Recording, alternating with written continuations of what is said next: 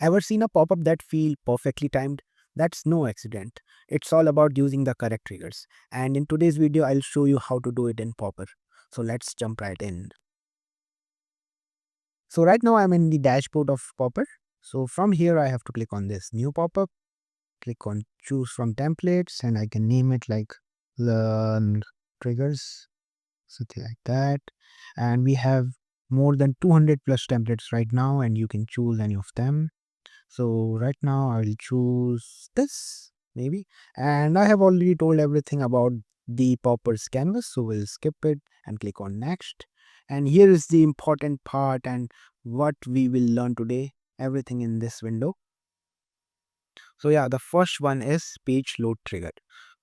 So what after page load trigger do is it will show the pop-up after the page is loaded. So right now I'll just click on this setting, and after that you can see we have after page load settings and show pop-ups whenever the page is loaded. So when you want to show the pop-up, so we have two settings over here, immediately or after settings. We don't recommend to show the pop-up immediately because it makes your pop-up or your page or your overall website very intrusive, and it can also hurt your SEO and increase the bounce rate. So I always recommend you to load the pop-up after minimum 5 seconds, so it gives a better experience and user kind of first read whatever there in website, and after that boom, there is a pop-up which can guide to the next step.